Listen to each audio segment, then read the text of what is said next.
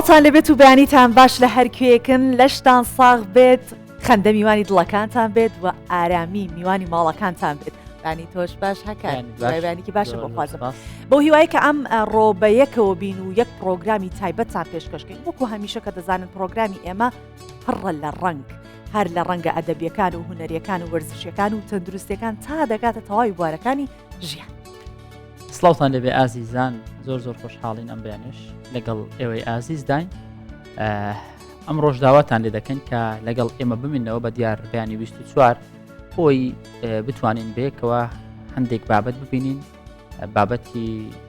بەسوود بۆ هەردوو لامان بابەتە هونەریەکان بەردەوام لە بەیانیان وا باشە دەستپێک بێت چونکە بابەتە هونەریەکان وا دەکات دەروونی سەقامگیر بێ مێشکت ئاسوودە بێ دەستپێکی ڕۆژە باشترین بابەتیش کە گوێت لێ دەبێ یاخود دەیبینی تابلۆ هونەریەکان یاخود موزیکە لەگەڵمان بمێنەوە بزانین سەرەتا ناونیشان چیمان. یەکەمین پێشانگای خانمە شێوەکارێکی ڕۆژهەڵاتی کوردستان لە هەولێر کرایەوە. لە هەولێر پێشانگای نوێگەری تایبەت بە ئەدەب و هونەری نوێگەری عیرفانی و سۆفیگەری کرایەوە. پێشانگایەکی هونەری شێوەکاری ڤیگۆرتیڤ لە سلەیمانی کرایەوە.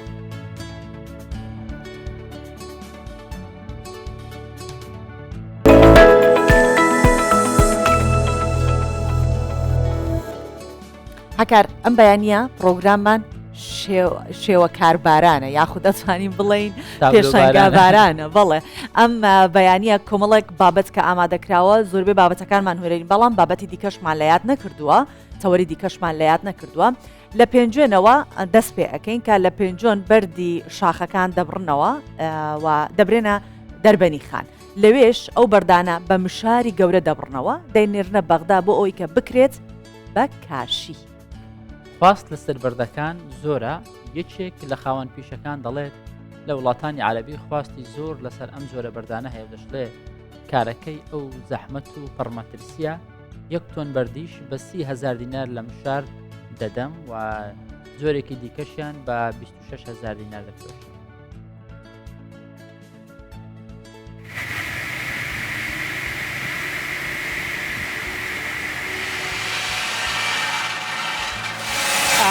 خەریکی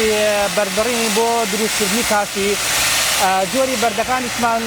6 جۆر بەردمان هەیە بەردی ڕەشمان هەیە بەردی نمریمان هەیە بەردی شینمان هەیە بەردی سەوزمان هەیە بەردی سوورمان هەیە وە زیاتر ڕغبەت لەسەر ئەم جۆرە بەردەیە ئەم بەردەکە ئێمە ئێبڕین.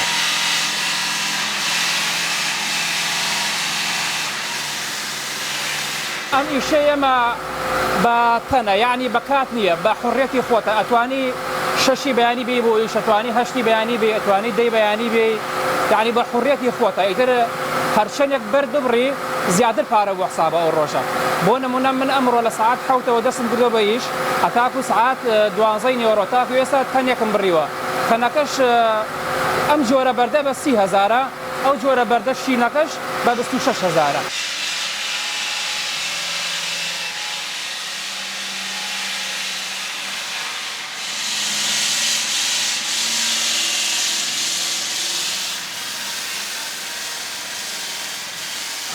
ئەمیشە پێ بڵێم مواسەفاتێکی باش و شتێکی خۆشی تایەتیان یە هەموو گیانی ئیشەکە مەترسیە ئەوە کرێنە کە بەردی پێ هەڵەگری ڕەنگە بەردەکە بە سیمەکە بقردێ و لێو باخواانەخوا شتێک لێ بکە ئەوە مشارە دەستەکەوە دەبەری چەنەها و ڕێمانە دەستیان گەزە بەری پەنجێ قرتاوە ینی ئەوە ئاوەکەی هەر بە هەماشێ وەزستان و لاو ئاوای ئیشەکەی خۆی بۆ خۆی هەر ناڕەحەتیە ئەیتر یعنی تەپ و تۆزە هەموو ئیشەکە هەموو مواسەفاتەکانی بڵێن ناڕەحەتە.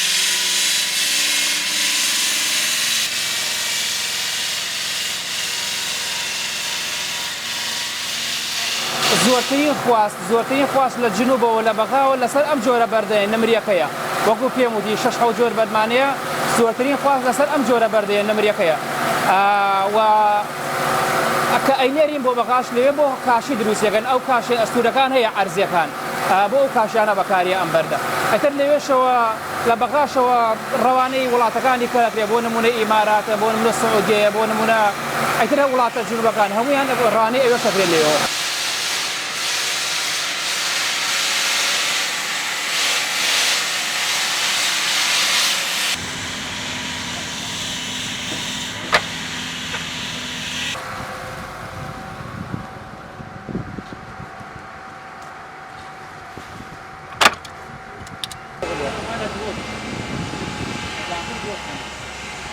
باش ساق بێ ئاخوا بە قوربانە بم.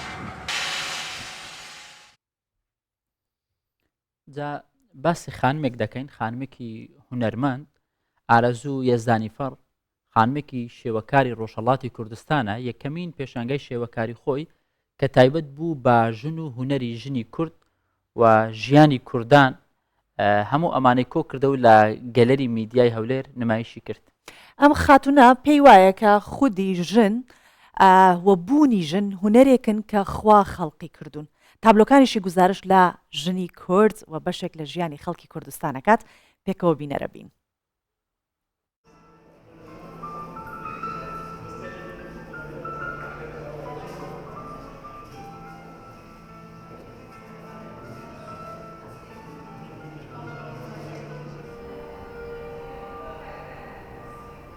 ئارزوو یەزدانیفەر خەڵکی ڕۆژهەڵاتی کوردستان لە ئورومیە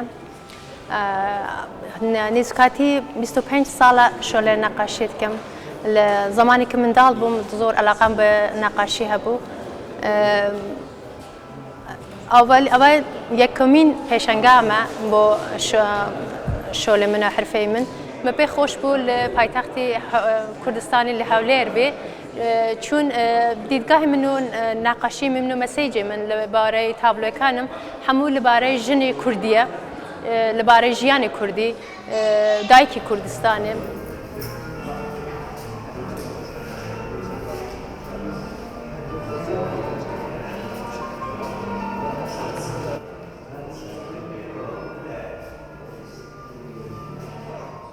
یعنی وقتی مرو برای خود کرده، مرو دیدگاهی که کلی ل تاریخ ژنی کورد کرد، یعنی هر تشتک له هنریه، هر تشتک له جواناتیه، جلوبرگی وان، کاستومی وان، ل هر چکردنی مالی وان، هر تشتکی وان له هنر دست پید کرد. امن وقتی باشتر زند دمیده هنر لژنی کورد دست پید کرد بچاوی من، یعنی محبت ژنی کورد. درستبوونی ژنی کورد، دیدگاهی ژنی کورد و هونەری ژنی کورد بە نێزەری من لە دنیا یەکەمە.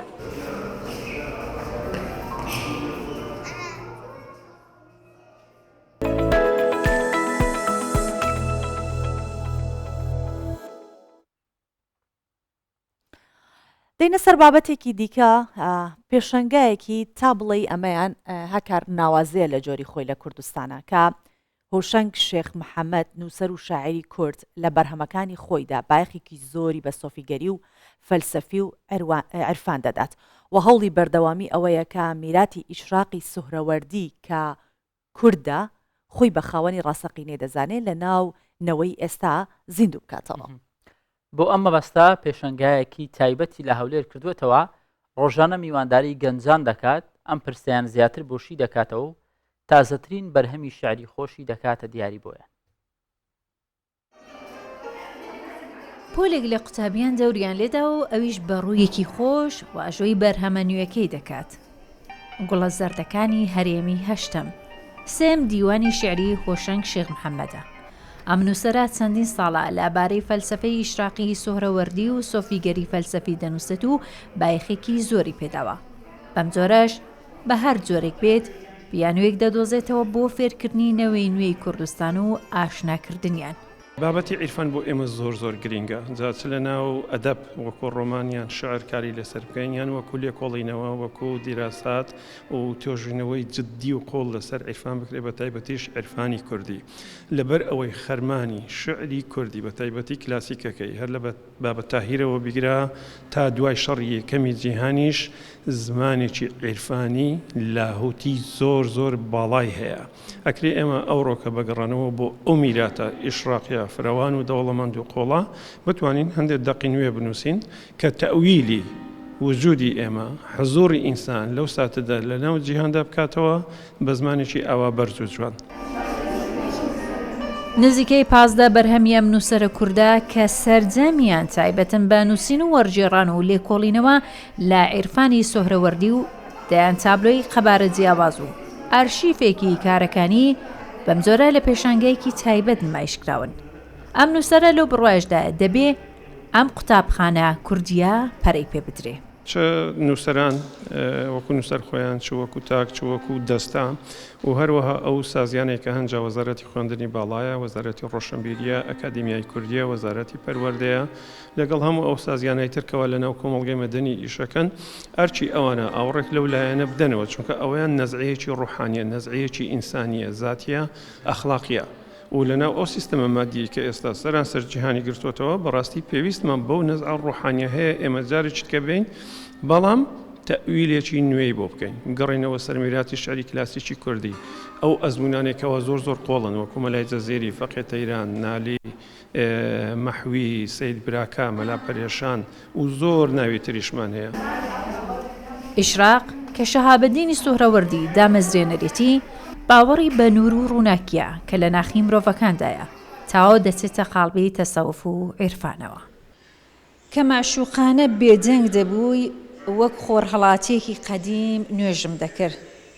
تەماشای ئازارەکانی ڕۆحی مرۆڤم دەکرد، نزام بۆ جیهان دەکرد و دەموت بگەڕێەوە بۆ دڵی خۆت. ئەدەب و هونەرێکی پراوپڕ لە فەلسەفەی ئیشراقی لە ناو سەرجەم بەرهەمەکانی ئەم نووسەرە کووردا ڕەنگی داوەتەوە پێمان دەڵێ بگەڕێنەوە بۆ ڕەسەڵەکی خۆمان کە سەرچاوەی هەموو جوانیەکانە. هێرۆ مەولودی، کوردستان 24 هەولێر. هەکار ئەگەر ببیستین ئەڵێن بۆ نمونە منداڵێکیان لە ژوورێکی تاریک و بە برسێتی هێشتۆتەوە بۆ ماوەی چەندێک سجنیان کردو چ هەستێکت بۆ دروست دەبێ؟ زۆر هەستێکی ناخۆشە. بێگومان هەر کەسێک مرۆڤایەتی تیابێت هەستێکی زۆر ناخۆشی بۆ دروست دەبێ. هەر یەک لە ئێمە بەبێ ئاگاداری ئەوەی کە هۆشیار بین منداڵی ناخی خۆمانمان خسۆتە ناو تاریکی و بە برسێتی هێشتومانەتەوە، چونکە ئەگەر نەڵێم زۆرێک لە خەڵک بەڵام لە زۆر زیاتر بەشێکی زۆر زیاتری خەڵک لایانی عرفانی ڕەنگە هەر لە یاد کرد بێت کە لە ڕووی لایانی عرفانیەوە ئەو منداڵی ناخی خۆی پەروەردە بکات بێنێتە ناو دنیای ڕووناک تێری بکات لەم دنیایی کە پڕە لە ڕووناکی. جام بە بابەتێکە تا بڵێ هەستەکەیت تۆزێ وشکەنە ئەمە دەتوانین بڵێن تەواو فەلسەفی بابەتێکی و لە هەمان کاتدا ئێمە دەمانێت ئەم فەلسەفە بکوردێنین و ئایدیا بیرۆکە فکرەی کوردی لە ناو تێدا جێ بکەینەوە و هی کانگیری لەگەڵ ئەخلاق لەگەڵ سروشتی مرۆڤی کورد هەمووی جێ بکەینەوە. بەڵام لەگەڵ ئەوەشدا ئەم بابەتە تەنیا بۆ قسەکردن نییە. هۆشنگ شێخ محەممەد کە نووسەر و وەرگێڕ و شێوەکارە دوێنێ پێشانگایەکی ناوازەی هەبووە ئەمڕۆ لە ستۆدیۆیە و لەگەڵ ئێمایە میوانی ئێمەیە. کاگۆشنگ زۆر بەخێر بێ ئەم بەیانە لەگەڵمانین لەوە دەست پێ بکەین پێشەنگایەکەی سەرنجڕاکێش و کتێبیشت تێدا نمایش کردووە بۆ گەنجانشی دەکەیەوە پێشکەشی گەنجان دەکەی کۆکردنەوەی ئەو بابەتانە چۆنە بابەتی وێنەکێشی و بابەتی ببوورە بە پێشانگا بابەتی نووسین شعر هەموو ئەمانە. سەرەتا زۆر سوپاس بۆ ئەو بانک هێشتا هەروە سوپاس بۆ هێرۆخان و کاک حەمیدیش کە دوێنێ بەڕاستی زۆر ئەسیەتیان کێشە تا راپۆرتەکەیان ئامادە کرد. خۆشحاڵم کە لێرە بتوانین بەو بەیانیە باس لە گوڵە زەردەکانی هەرێمی هەشتەم و باسی هونەر و باسی خەیاڵی خەلاق و باسی جیهانی حەقیقەت و ڕاستی و عێرفان و سۆفی گەری بکەین. بە تایبەتیش کە وەک جەنابەت ئاماژەت پێدا بە شێوەیەکی کوردانە هەروەها عاشقمەوە بە نەزعەیەکی ڕوحانیەوە بین باسی ئەو بابەتانە بکەین. تەبیعی سەبارەت بە پیشانگاکەی کە لە ڕۆژی شەممە چواریمان کردمانەوە تا ئێستا بەردەوامە و چەند ڕۆژی جیشتیکەش بەردەوامە بێ. پیشانگاکە سەرەتا دەبێت ئەوە بڵێم کەەوە هونەرمەند باڵا ئەحمەد ڕێکی خستووە بە سوپاسەوە. چوار جونگەی سەرەکی لە خۆیەگرێ. یەکەمینان کۆمەڵێت تابلۆی من تێیدا نمایشکراون. بەشی دووەمیان کۆمەڵێک یاد و یاوەری دەستنووس دەفتەر نامەی خۆم کە لە ساڵی هەشتاکانەوە هینەوەتەکانەوە تێیدایەتی نمایشکراون. بەشێکی کەی پارچە ڤیددیوەیەکی کورتە لەسەر ڕۆژێکی ژیانی من تێیدا نیشانەدا لە دەوام لە ماڵەوە لە باخچەکەم خەریکی چیم. ئەوەی چوارەمیشان بەڕاستی ئەو کتێبە بوو کە کتێبێکی هەم شعریە هەم مۆتیڤە واتە کتێبێکی هاوبەشە لە مابینی من و هونەرمەند باڵا ئەحمەد من شعرەکانم نووسیوە ئەوش بۆ هەر شعرێک یا هەر بۆ پەرگرافێکی شعری تابلوویەکی تایبەتی کردووە بەناوی مۆتیف تێرەدا وە کارێکی هاو بەش پێکەوە بڵاومان کردوتەوە پێگومان بە چاپێکی زۆر جوان کاغەزێکی باش بەرجێکی باش چاپمان کرد بۆ ئەوی بەڕاستی ئەمە ئەوە نیشان بدەین کە شعر و تابلۆ یا هوەر بە شێوەیەکی گشتی ئەوەندەی بکرێ بە پێی ئەو ئیمکانە مادی و معنەویەی کە هەیە ئێمە بەرچاوی خێن و بە جێی خۆشێتی لێرە بە سوپاسەوە باسی ئەوە بکەم کەەوە ئەنستیتۆی استراتیژی نیشتیمان ئەرچی لە چاپکردنی کتێبەکەی گرتە ئەستۆی خۆی باش کاگۆشنگ لە میانەی قسەی جەنابتان و لە دەستپێکی قسەکانی هەکار ئەمانوێ ئەم فەلسفەی ئیشراقیە و فەلسفەی سوهرەوەردی و نووسینەکانی سوهرەوەردی کوردانەتر بۆ خۆی کەسێکی کورد بوو ئەوە هیچ کە لە سەدەی شەشەمە ژیاوەش من سەرەتاکانی سەدەی حوتەم بەڵام ئامانجی ئەو کەسەوە بووە کە ئاشتەواییەک لە جیهان هەبێت هەر لە فەلسفەی ئەرستۆیی و فلاتۆنی و لە زەردەشت و لە ئیزدی و لە هەر هەمووی کۆ کردوەوە ئەوەی کێستاش لە کوردستان هەیە و سمبلێکی جوانی کوردستان نیشانەدات ئەو پێکەوە ژیان و ئاشتەواییە کە لەناو هەرێمی کوردستانێ تەواوی ئاین و ئاینزاکان لەم هەرێمە بە ئاشتی دەژین چۆن ئەتوانی ئەم دوو شتەکە لە سەدەی شەشی زاینی تاوەکو ئێستا ئەم بابەتە لەناو کووردا هەر هەبووە چۆن ئێستا وێنایەکەی نیشانە دەیت بێگومان ئەگەریمە باس لە فەلسفەی ئیشراقی سوورەوەردی بکەین بەڕاستی چووکە ئەو با بڵین دامەزرێنەریەتی هەرچەندە خۆی ئەڵێ من نۆژەن سازی ئەو فەلسفەیەم لەبەرەوەی پێش من هەبووە لای زەردەشتیەکان هەبووە لای ئێزیدیەکان هەبووە یاخود لە شەڕق بە شێوەیەکی گشتی هەبووە بەڵام ڕێگەکانی فەلسفەی ئیشراق بەڕاستی ئەگەڕێتەوە بۆ میترایزم بۆ ئێزیدی بۆ زەردەشت هەتا بۆ مانیزم ئەوەی پێگوترێت بەسیرەت یا گنووسی جوویی مەسیحی هەروەها لەناو فەزای ئیسلامیشدا هەیە لەناو بودیزمدا هەیە بێگومان بەشێکی گەورەی فەلسفەی ئیشراق لەناو تەسەووفە سوورەوەردی خۆی لە کتێبەکەی کە ئەساسیترین کتێبێتی حیکمەتی ئیشراق کە بە خۆشحاڵیەوە من تەرجمەی کوردیم کردو و دوو جاریش چاپ کراوە تا ئێستا خەریکە بۆ چاپی سێم ئامادەی ئەەکەینەوە لەوێ زۆر بەڕاشکاوی باسی سەرچاوە هەم فکری هەم عقلی هەم ڕوحیەکانی خۆی ئەکا بۆ نمونە ئەڵێ من لەوانەوە فێر بووم بۆ نمونە هێرمس ئەفلاتۆن بە ناوی هین ئەڵێ ئیمامی حەکیمەکان ئەفلاتۆن ئەرستۆ فیساگۆرس هەروەها ئەندامانی ئەنجومەنی پیرانی موغانی زەردەشتی کە بە ناو ناویان ئەهێنێ بزرگمەهێر فرەشەوەشتر جاماسب هەروەها زەردەشت وەکو پێغەمبەری چاکەکار وەسفی ئەکا و باسی بوودا ئەکا باسی مانی ئەکا ئیتر سەرچاوەکانی خۆی بە ئاشکرا دیاری کردوون حەلاج بەستامی کۆمەڵی سۆفی تریش ناویان ئەهێنێ ئەوەی گرینگە ئێمە ئەمڕۆ کە تەویلی فەلسفەکەی سوورەوەردی بکەین فەلسفەی ئیشراق ئەوەیە کە بەجددی ئەو هەوڵێکی زۆر زۆر گەورە زۆر زۆر ناوازەی هەیە بۆ ئاشتەوایی لە نێوان خۆر هەڵات و خۆر ئاوا عەقڵ و ئیمان دین و فەلسفە و لە سەردەمی خۆشیە بەڕاستی ئەگەر ئێمە دیراسی ئەو دۆخە سەقافی سیاسی دینی کللتوری فەرهەنگی زمانەوانیە بکەین کە لەو سەردەمەیە هەبووە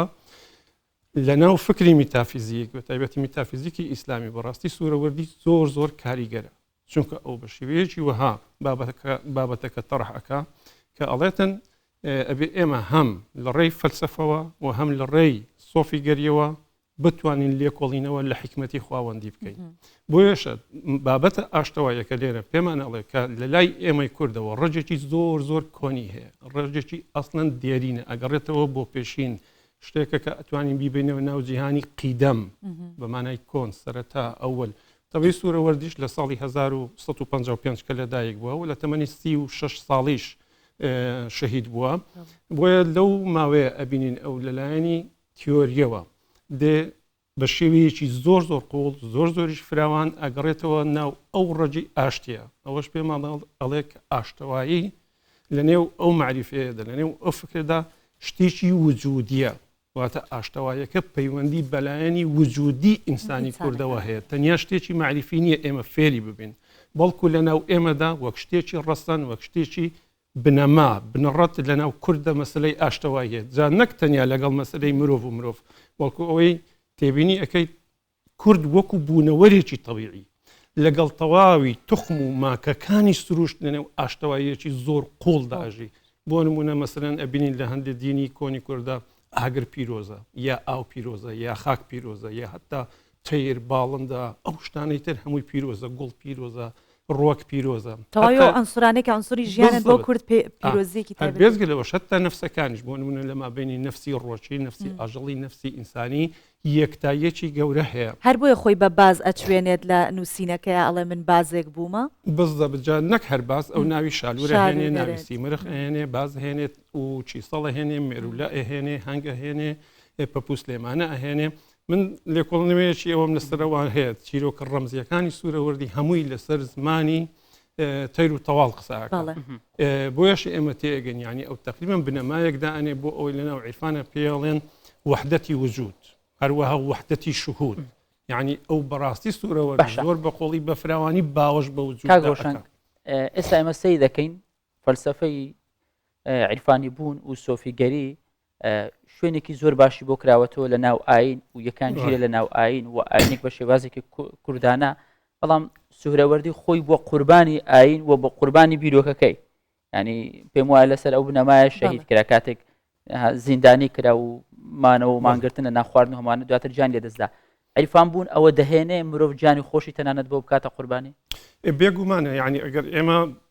ئەو ڕۆکە بڵین لە ساڵی 2023 بۆ نمونە کەسێکی وەکوون بۆ عیرفان بە تایبەتی بە جەوهەر و یا ناوەڕۆک و شێوازە کوردیەکەی ئەکاتە خەمێکی گەورە و ئیشی لەسەرەکە لێکۆڵینەوەی لەسەرەکە بەدایان کتێبی لەسەر چاپەکە و ئەنووسێ و بڵاویەکاتەوە عیرفان بۆ من لەوەوە گرینگە یەکەمین شت پایەی مرۆڤ لە ناو عیرفاندا زۆر زۆر باڵایە بۆ نمونە کەسێکی وەکو ئیبن عەرەبی ئەڵێ مرۆڤ ڕۆحی جیهانە ینی کە خدا ئەو هەموو جیهانە گەورەی خەڵق کردووە ئەو گردونە ئەگەر مرۆڤی خەڵق نەکردبایە جیهانێکی بێڕوح ئەبوو یا بۆ نمونە کەسێکی وەکو ئیبن عەرەبی ئەڵێ مرۆڤ بیلبیلەی چاوی خوددایە بێگومان جا لەناو میراتی ئیشراقی پایەی ئینسان ئەوەندە بەرزە کە ئەو ڕۆکە ئێمە لەناو ئەو سیستەمە مادیە لەناو ئەو هەموو شەڕ و وێرانکاری کە جیهانی گرتوتەوە زۆر زۆر گرینگە ئێمە لە ڕێی عیرفانەوە کە بێگومان عیرفانیش بەشێکی گەورەی لەناو دینە بەشێکی لەناو فەلسەفەیە بەشێکی لەناو ئەدەبە لەناو هونەرە لەناو شعرە ئێمە بین کەڵک لەو میراتە وەربگرین بۆ ئەوەی تێبگەین ئێمە لەناو ئەو سیستەمە مادیە بەرەو کوێ ئەڕۆی پێویستمان بەوەیە بەڕاستی جارێکی کە ئێمە مەیلێک و یاخود نەزعەیەکی ڕوحانی پەیداکەینەوە و حزوڕی ئینسانی لەناو ئەو جیهانەدا لەو ساتەدا ئەو مەیلە ڕوحانیە دەستی بگرێ بۆ ئەوەی بەرەو ئارامی بباتەوە باش کاک هوشنگ من لە سەرەتا ئاماژەم بۆ کردم زۆر ناخۆشە گەر ببیستی منداڵێک لە ناو تاریکیەکە و بە برسێتیە حاڵەتێکی با بڵین ئەو حاڵەتە عیرفانی کە مرۆڤێک لێی نزیک ئەکەوێتەوە مرۆڤ بەرەو ناخی خۆی ئەبات بەرەو ناخی با بڵین ئەو منداڵێکە لە ناخمانە هەیە بەرەو تەعالیت ئەبات وەکوەوەی کە سۆهرەوەردی ئەو کەسایەتیە بینەڵێ ڕیشت بۆوە ڕەنگی سوورە تۆ تەمەنێکی زۆر کەمە دێڵە ناتۆ بە هەڵە تێگەیشتی من زۆر بە تەمەنم بەڵام لە قوڵاییەکە بوومەکە تاریکی و شوێنە ڕیشی منی بەو ڕەنگە لێ کردووە ئەمێ بڵێن باسیەوە بکەم عیرفان ئەوەندە قوڵ تەکاتەوە لە ناخی خۆت کە بەرەو تاریکی ناخی خۆت بڕۆی ڕووناکی بدۆزیتەوە ئیشراق بدۆزیتەوە یان بەرەو تەعالی ئەدبات بەرەو سەرەوە ئیشراقی سەرەوە ببینیت ئەوە پرسیارەکە زۆر زۆر جوانە ئەگەر بگەڕینەوە بۆ ئەوە سوورەوەردی قسێکی کە ئەڵێ لەناو هەر ئینسانێکدا ئەڵێ نقطەیەکی شەریفی خواوەندی واتە نقطەیەکی باڵای خواوەندی لەناو دڵی هەموو ئینسانێکدا هەیە ئەوە ئەمێنێتەوە تۆ وەکو ئینسانێک ئەو نقطە خواوەندیە باڵایە کەشفکەیت ببینیت و لەوێەوە بەرەو وجود بچیت من ئەو دوایانم ئیش لەسەر ئەزمموی ڕۆحی مەلای جەزیری ئەەکە بێگومان مەلای جەزیری یعنی بۆ من قوتبێکە لە قوتبەکانی عیرفانی جیهانی نەوەک تەنیا کوردی چکە زۆر قوڵە زۆر فراوانەوە بە زمانێکی کوردی یەکجار باڵای لاهوتی قسەکە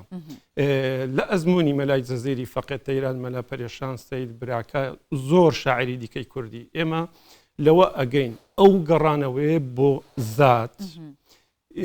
کۆمەڵێک دەرەنجامی زۆر زۆر گرنگی هەیە دەرەنجامەکان لەسەر مەسلەی ڕەهەندەکانی دین ڕەهەندەکانی ئیمان ڕەهەندەکانی عشق ڕەهەندەکانی زانین ڕەهەندەکانی خۆشەویستی هەموو ئەوانە ڕەنگەداتەوە بۆ من ئەدەبیاتی کلاسیک هەر لە بابەت تاهیری عوریانەوە بیگرێت تا ئەگاتە دوای شەڕی یەکەمی جیهانیش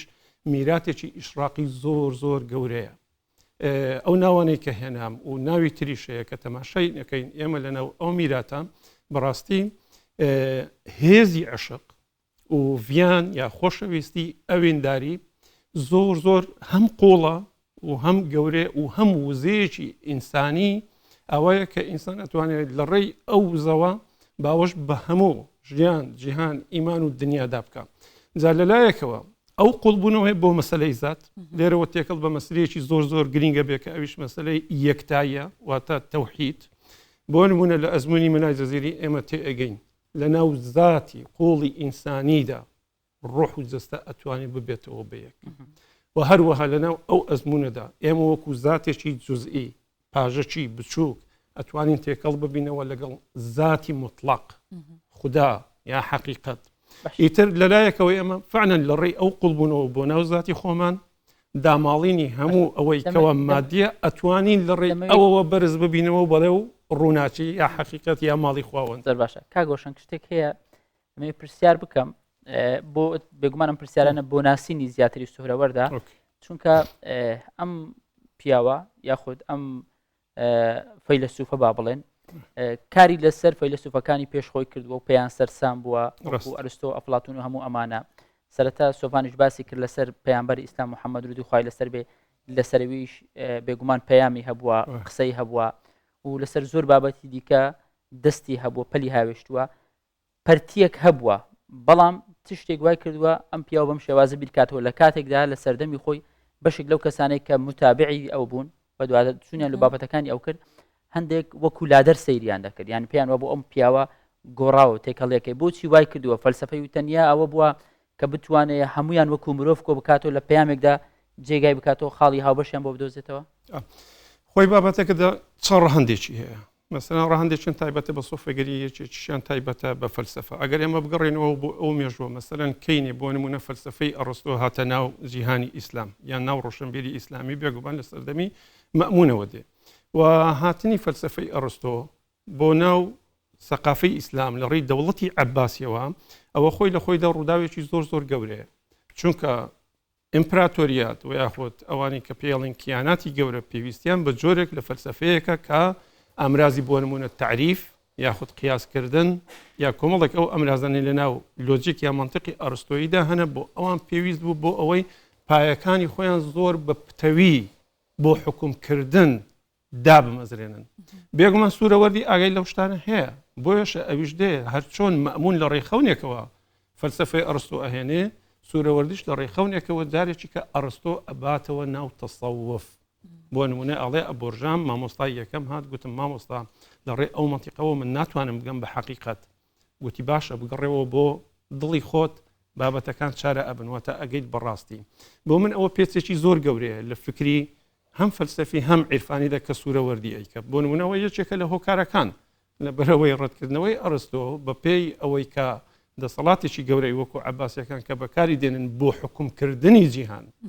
نەوەک بۆ ئەوەی ئێمە ئەزمموی جیهان بکەین زۆر جیاوازە. لەلایەکیەوە بابەتی تەسەووف دوای کوشتنی حەلاج لە بەغدا و پارچە پارچەکردنی و سووتانی و هەتا خۆڵەمەشەکەیان فڕێدایە ناو ڕووباری دیجلا ئەوە ترسێکی دروست کرد بۆ ئەوەی کەسی تر دوای ئەوە باس لە سۆفیگەری و یاخود لە ڕووە مەعریفیەکەی سۆفیگەری نەکە و باس لە حکمەتی خواوەندی نەکرێت بۆ شێوەیە کە لای حەلاج هەبوو. ئەوە تقریبا نزیکەی 300 ساڵێکی خایان تا ئەو سەردەمەی کە سوورەوەردی بێت جارێکی دیکە باس لە سۆفیگەریەکی فەلسەفی بکە. هەروەها لە پاڵەویشدا ئێمە لە بیر نەکەین ئێمە سوورەوەردیەکی دیکەمان هەیە کاویش عومەری سوورەوەردیە پێش ئەو بە 10 ساڵ لەدایک بووە 1235 مردووە ڕاوێژکاری خەلیفەی عەباسی بووە شاگردی عەبدولقادری گەیلانی بووە گرنگترین کتێبی تەسەووفی ئیسلامی بە تایبەتی هەیە لە سونیەکە کە عەوارفی مەعارفە ئەو نووسیویەتی بە خۆشحاڵی من ئەویش وەرجێڕاوەتە سەر زمانی کوردی بۆ ئەوەی ئێمە جیاوازی بەس ئەوە تەواکم جیاوازی لە مابینی دووشت بکەین. لەو سەردەما سۆفیگەریەک دروست بوو کە ئەتوانین ئێستا بە ناوی سۆفیگەری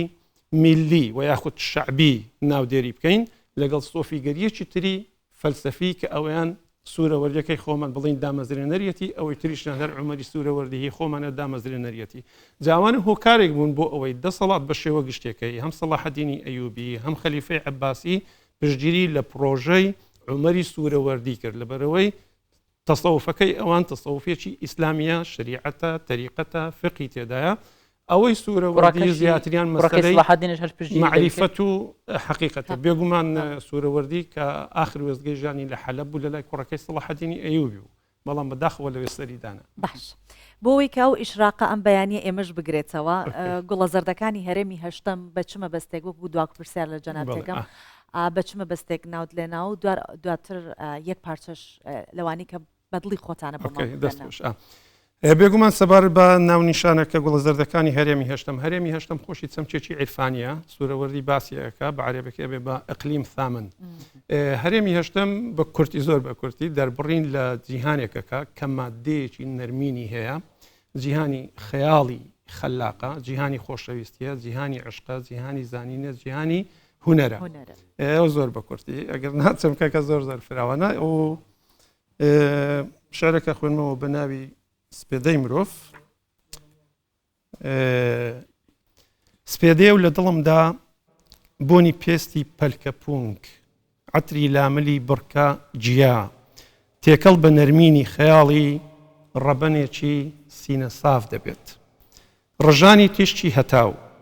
خزانی ئاونگ، ئاوێتەی ئارامی دڵی شوانی ژیان دەبێت. باخ سۆزی ناوەکانی حەق دەڕژێنێتە گوێی عارف، زەوی باشترین باخەوانە.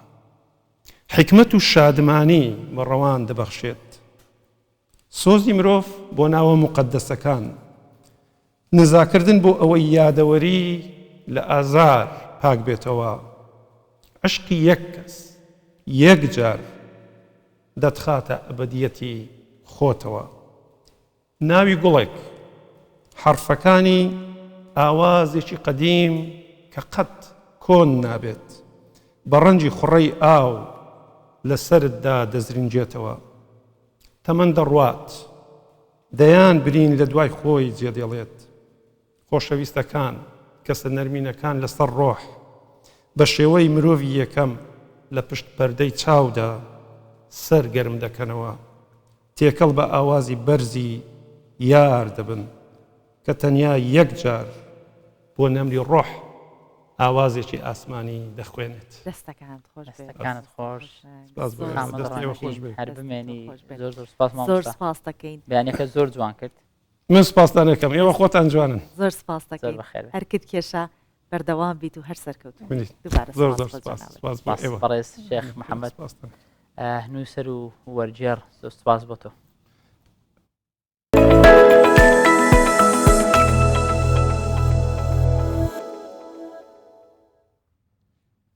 لە بابەتە ئەدەبیەکان بمێنینەوە با بڵێن بڕگەی لەگەڵ ئەحمەدی خانیمان هەیە ڕۆژانە کە لەلایەن نووسەر جاندۆستەوە پێشکەش دەکرێت.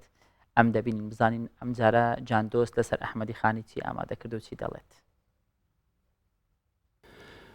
ڕۆژ باش تەماشاوان و گوهدارên هێژا لە هەر دەرێ ji min جاندۆست سلاوە گەرم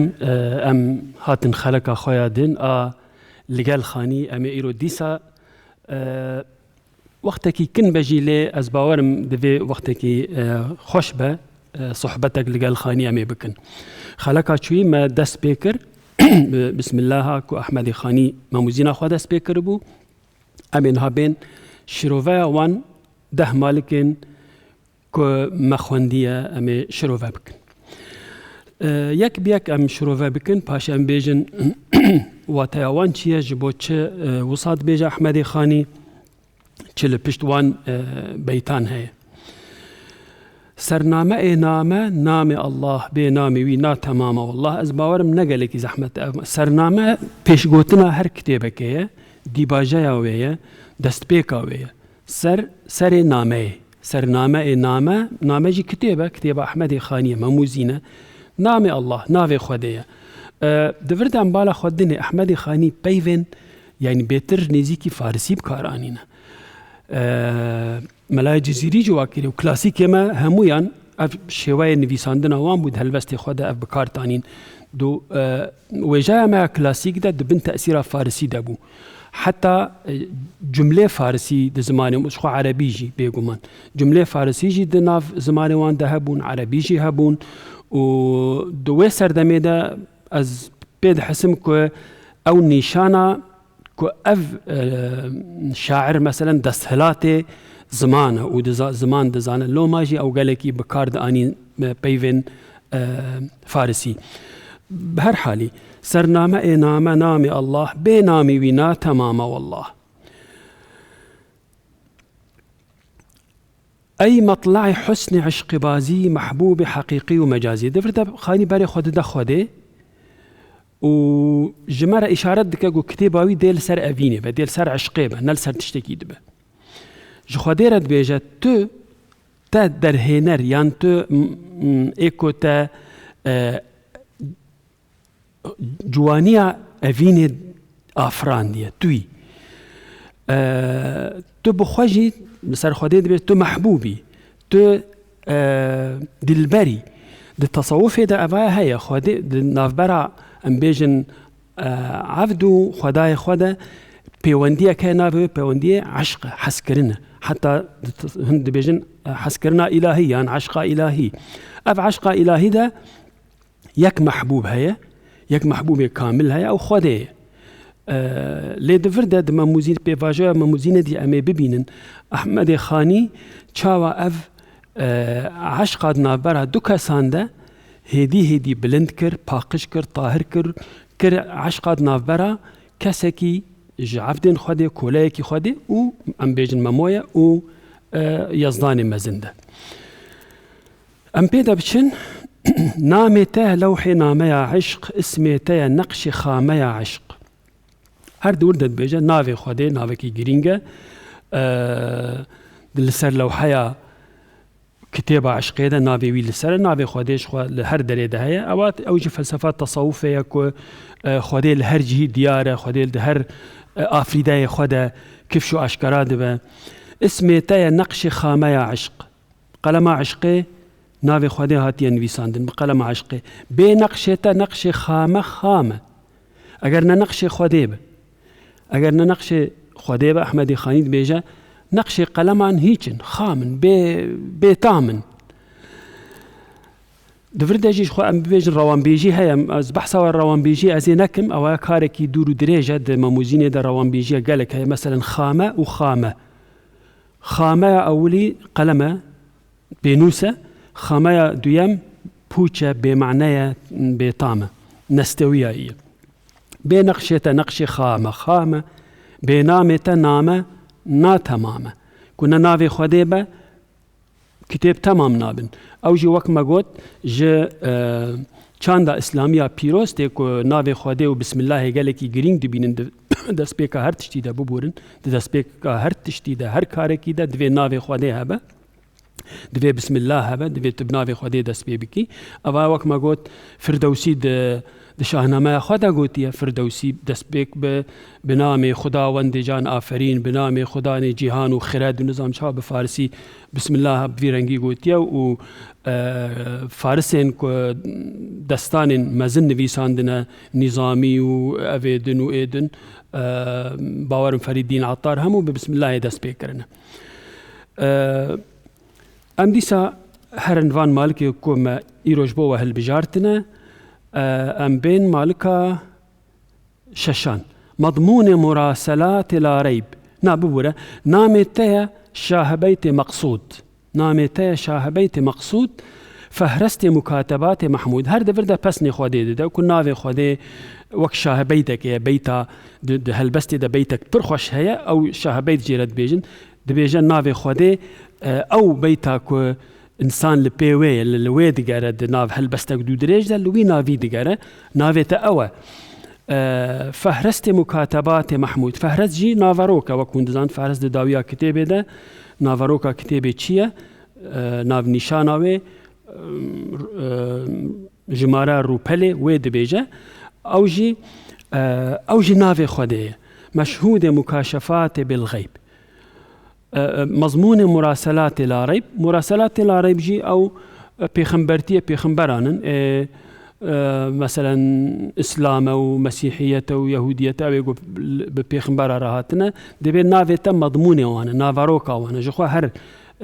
اولك هر ديانتك هاتيه جبو دعوه خدي بك وك احمد خانيد بيجد فردا مضمون مراسلات لا ريب مشهود مكاشفات بالغيب مشهود مكاشفات بالغيب افجي نبيتك تصوفيه او مكاشفات بالغيب شنا جهر كثيرا نەپێکانن هەر کەس نکارە مەسەلەن بگهێژە غەیبێ ئەو تشتێ نەدیار ئەو تشتێ خودێژ عەبدێ خۆ ڤەشارتیە تەنێ هەن کەس هەنە کو خودێ ئەو هەڵبژارتنە وەکو پێخمبەران وەکو وەلیان وەکو متەسەوفێن مەزن کو دکارن مەسەن پێشە ڕۆژێ ببینن یان دکارن تشتێ نەدیار ببینن لێ ناوێ خودێ هەر لەسەر وێ مژارێژی دەستهلاتە و ینی دووردێژی ناوێ خودێ دیارە دڤردە سێ مالکمان ئەمێ وانژی ببێژن محبوب قلوب من له القلب محبوب ئەم vێژی ببێژن ماموزین gelekî dibin te'sîra zimanê Erebî de ye. Çima jî ji ber ku zimanê Kurdî wê serdemê negihişti bû astekê ku mustalah tasawufê dîndariyê em bêjin ilmê felek û hendeseyê û nizam çi bi Kurdî çê bike. Kurdî nebû bû zimanê jiyanê. Kurdî her zimanê helbestan bû her zimanê evîndariyê bû.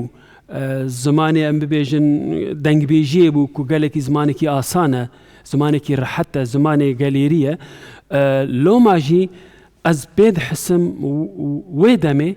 şairên me mezin wek Ehmedê Xanî wek Cizîrî gelekî zehmetî didîtin. Nikaribûn meselen mukaşefat em bibêjin geyb û ev mustalahatê tasawufê nikaribûn alternatîv ji wan re bidîtana. Mecbûrî zimanekî din dibûn, mecbûrî zimanê Erebî dibûn. Eva dîtina min neeybeke ji bo memûzînê û neeybeke ji bo wêjeya me ya klasîk. Ev yanî em mecbûrî wan bûn, em mecbûrî van peyvan bûn ku em bikar bînin. Wekû bingehek ji me re hatiye danîn. Tiştê baş ew e ku girêdana wê bi Kurdî Ehmedê Xanî bixwe dibêje em ên ha bibînin di rojên pêşiya me de ku ev berhema wî Kurdî ye. Erê belkî neşîrîn be lê li ber dilê wî gelekî ezîz e em ê paşê bêne vê. Em malika xwe ya dawî bixwînin ji bo ku em îro bernameya xwe bînin dawî. محبوب قلوب من له القلب من له القلب ئەو کەسێک و خودێ و قەوەتێک دایەکێ هشێک دایەکێ نەتەنێ چاودانێ ببینە لێ bi dilê xwe dibîne qelban tu dikî bi bal xwe ve celb xwedê dilê عبدê xwe berbixwevetîne yanî ew e ne ew be عبدê wî nika inneke la tehdî men ehbebt ولكن الله يهدي من يشاء واتك قرآنه يعني بدس خودية هرتشت معشوق توي بفخر نازي تو معشوقي خودي رد بيجه تو دلداري تو ببورة دلبري عاشق توي ليكي بينيازي تو معشوقي وتعاشقي حردو يجي لي تو نبح محتاجي كسكي كو تجي حزبكي تو أفينداري لي تجي خو حزدكي تو جبرقو تكاملي د تصوفي دا أفجاي خودي جبرقو كاملة تشتك جيكي منينة نكار عاشقي كسكي دنيان آفريدايكي دن ببه أو جي فلسفات تصوفية أموارن بيتا داوي مطلقت مفيد ومستفادي بشبه مريد وهم مرادي نوري تد حسن روية دلدار ناري تد قلب عاشق زار تهم عشق تهم روناهي دروية كتشي جوانده تهم آقري دلي أفين دارانده فلسفة شيء أمد خلقا بيدا ببيجن جبرقون هذا ماما پر هندك مايا أنجغ أم خاطر جوا بخوازن ده خلقا بيدا أمي بحثا في فلسفة بكن خودي چاوا بويا هم آقري دلي أفين دارا وهم جي روناهيا دلين كچين جوان حتى برنامج كدن يعني حتى خلق كدن بمينن دخير وخشية ده أمي ده خلقا بيدا وقت مقود تمامية في فلسفة بكن و جوار دمك خوش دخوازم ما لقال خاني چند دقين از باورم باش بون مدر باس کرن حتى خلقا بمينن خوشيد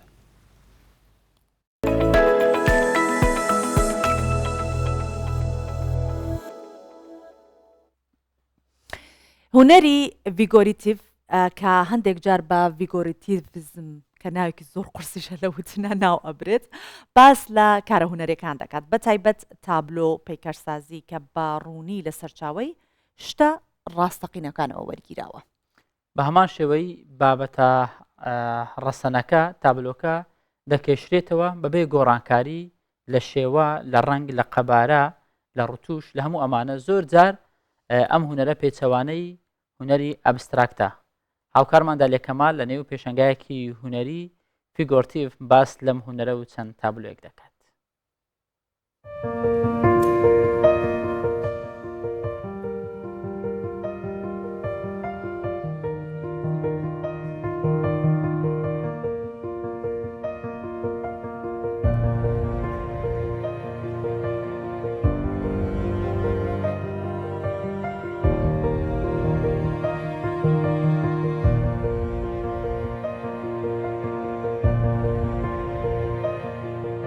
هونەری فیگۆراتیڤ خۆی لە وێنەی مرۆڤ و دیمەنی سروشت و وێنەی بوونەوەر و ئاژەڵەکان و هەروە وێنەی شار و شقام و باڵەخانەکان و وێنەی ناوی تەلارەکان دەبینێتەوە وەکو بزوتنەوەیەکی هونەری لە سەرەتای شەستەکان پەرەدەستێنێت. وێنەکردنی حاڵەت و دۆخەکان بە شێوەیەکی واقعیانە ئامانجی سەرەکی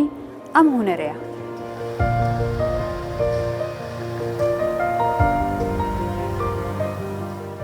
هونەری فیگۆراتیڤ چەمکێک پێشکەش دەکات کە ڕاستەوخۆ دەچێتە بەرچاوی بینەر بەبێ ماندووبوون و گەڕان و شیکردنەوە دەتوانێت لێی تێبگات.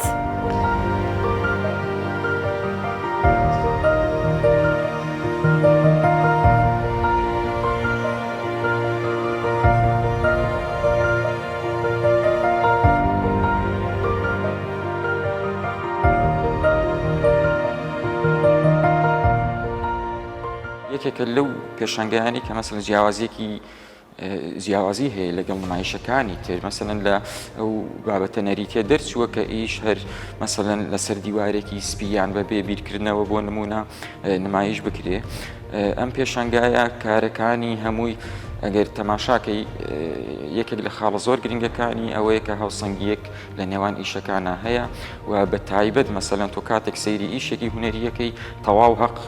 دراوە بە ئیشەکە مەسەڵەن لە بینەرەوە.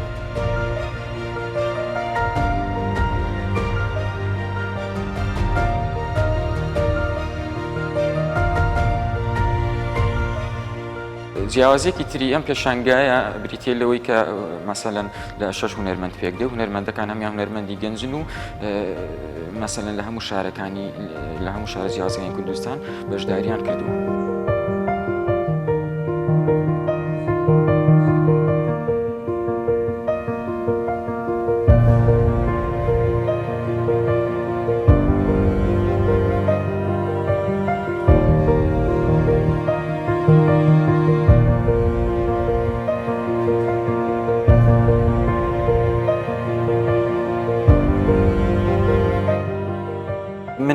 بەشدارویەکی ئەم پێشانگایە بەڕاستی بە 4 ئیش بەشداریم کردووە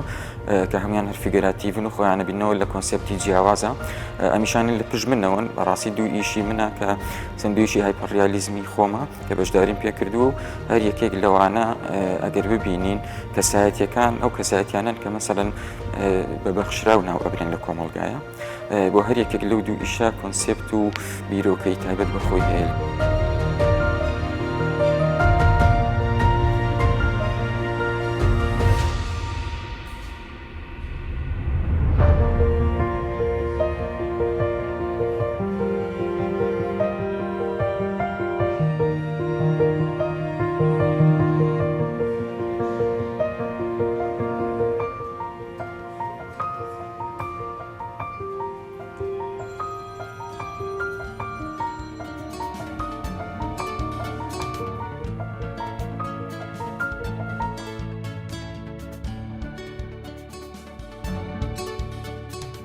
تابلۆ شعر عیرفان فەلسەفە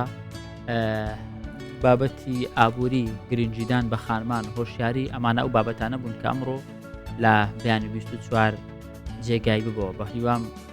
سوودی بۆ هەمولایەکتان هەبوو بۆ هیوای کە ئەو بابەتانە جێگای چۆن لەناو پرۆگرامەکەمان هەبوو بەو شێوەیەش جێگای لە دڵی ئێوە کرد بێتەوە. سوپاسانەکەین کامبانیە لەگەڵمان بوون هیوای ڕۆژێکی پڕ لە شادیتان بخوازی. قاچان